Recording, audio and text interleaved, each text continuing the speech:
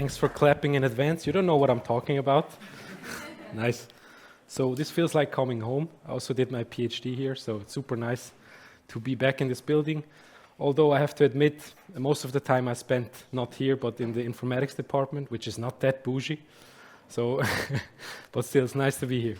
So I'm head of research with Accurist, and I'll talk about, of course, what everybody's talking about, which is AI, right? But I'll give it a bit of a twist. As our previous introducers mentioned, we want privacy and we want security. We don't just want AI for AI's sake, right? We still want to keep it safe somehow. So, compute and power demands surge. And this is mainly driven by AI, I would say. So, of course, cloud computing in general, digitization, everything uses more power, more compute. But as we look at the data, we can see that these models also use huge amounts of data and also huge amounts of power. So we need to be considering that when we think about our next ChatGPT wrapper startup. And you can see on the right-hand side on this box that not just the training compute is increasing heavily, but also just the sheer amount of models that are being deployed and trained is increasing heavily. So where are these things deployed as of now, would you think? Of course, in the cloud. But the cloud is just an idea that doesn't really exist. It's just other people's computers, right? So I always like to remind people of that we don't forget that at the end of the day, cloud is just a marketing buzzword and you interact with some infrastructure from some big corp. And at the end of the day, we don't know how they're configured. We can verify nothing, more or less. We just have a UI that says very secure, and we trust that, right?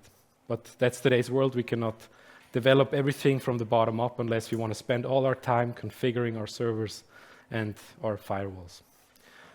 Cloud computing in general is very monopolized. You have a few players. They own your data, enable mass surveillance. They pose a supply chain risk, as we have seen every week, every month, but like the headlines are not that strong anymore. Everybody just cares about meme coins nowadays, but that's fine. I think it will pass over. And also, they're not censorship resistant. As we can see now with politics changing all over the world, this might become more relevant over time. And they're very hard to localize. So the benefit they have compared to a nation state is that they can just move around and say, no, we are actually in Ireland. We have some data centers there, but we're actually there. So they are really fluid and really hard to grasp. So this is like cloud computing in a nutshell. And now I'd like to introduce to you CrowdStrike, which happened last year with a few numbers. There were 8.5 million devices affected worldwide, and this was just one security incident. We have outage costs between 1 billion to 5 billion US dollars.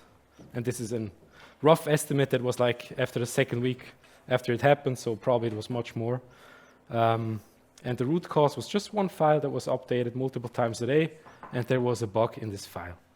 So, and this is mainly due to a cloud being perpetrated in every OS. So nowadays, if you set up an OS, good luck, because you will have to use some sort of cloud somewhere. Like, it's really hard nowadays to get out of the grasp of these giants. And best of all, then I'll stop my rant and just start to be more productive and more constructive, is that other people's computers also can access, again, others. So there's these third-party sub-processors with Google Cloud that actually have access to all your data or a subset of your data. I don't know if people are aware of this, but so that means not just Google Cloud, but also other subcontractors have access to your data. That means it's just an exponential growth of people having access to all sorts of other things they shouldn't have access to. So what do we need to do? I know this is like the pitch of Ethereum 2017 all over again, but we can actually build it with the hardware and the security software that we have nowadays. We need a global scale cloud network founded on open source principles. I know it might be a bit of a hard example, but it's very recent with DeepSeek. We can see that open sourcing things really proves certain things that we can verify, although all the political spectrum of this thing is a different story, but simply open sourcing things really proves a lot. And open sourcing means that we actually can verify things and not just that we can, say, open wash it. If you don't know the term, that just means that you open source things that actually don't really give others your competitive advantage just to say you're open source. But at the end of the day, you still keep most of the things that are valuable proprietary, right? So verifiability is the topic here. And also, this is a quote that it was adapted by Edward Snowden from Thomas Jefferson, essentially saying that we need cryptography to make things happen in the long run. Otherwise, we'll just have to trust, as we do right now. So our approach is to actually move compute, not just AI compute, but to a large part to the edge with a global scale network with heterogeneous devices. What it means is that we use phones. So these are actual pictures from a few months ago, from a few weeks ago, collected in our community, where people run our software on their phones at home. How exactly that works in detail, I will show you. And if you have more doubts about security of this thing, please come talk to us at the booth, because we like to be challenged also on that end, since our team is really security and mobile first. Why mobile devices? You have much less CapEx, but also OpEx, which means capital expenses are lower, because the server costs a couple of $1,000s. Let's not go to the GPU side or H100 side, which is like a small house. But the operation expenses are also much lower, which brings us back to the power demand, right? Because if you use less power, you can run much more compute per watt. So this is the second thing. Performance per watt is much, much better with mobile devices because they're optimized to actually run a lot of things with not too much power, right? Otherwise, we wouldn't have them in our pocket.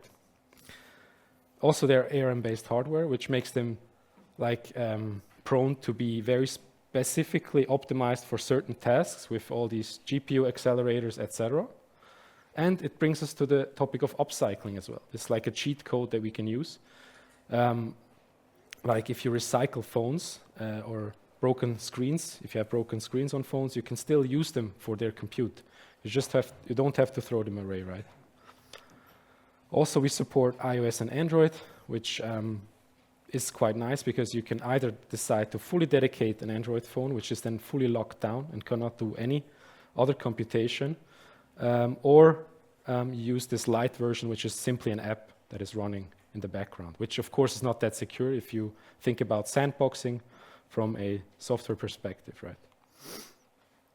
But at the end of the day, the hardware is probably the most secure that you can get for the cost, because like, for example, Apple spends billions of dollars every year, same on the Google side, on the Pixel side, to make these devices impenetrable. Of course, this assumes there's no backdoor on purpose, but that's another discussion for after the conference with a beer. And of course, one interesting thing from a network perspective, especially for me, is that we have residential IPs and we have 5G uplinks, which are much more resilient than using fiber cables, as some of them tend to get cut in the middle of the ocean, which happened just a few weeks ago again. So this is my last slide, because I just have 10 minutes. I have 1 minute left. And I'd like to outline one example that is very recent. On the right-hand side, you can see a terminal output, which is not fake. This was actually done by our co-founder, Alessandro. He downloaded DeepSeek R1, deployed it to one of our processors. That's how we call these entities that run our software, which are phones, and then actually interacted with the processor directly and ran, I think the prompt was build a website, and it actually ran quite fast. And this was one single processor. So imagine like chaining them together with USB-C or over Ethernet. Then you can really build a powerhouse with a couple of $1,000s that can run LLMs, either training them or inference side, and then actually use it in the real world for decentralized confidential AI, unlike running it in the cloud or buying like millions of dollars of hardware. Yes, Thanks for listening. That was it from my side. We also have a so-called rebellion that we run, where you can onboard devices and then get incentivized through our testnet token. Thanks, and have a great conference. Yeah, one question. Which of the DeepSeek variants did you use? I think R1, no? Yeah, but Distilled. R1, what was I believe 8 or 7 billion parameters. Thanks. Thanks. Thanks.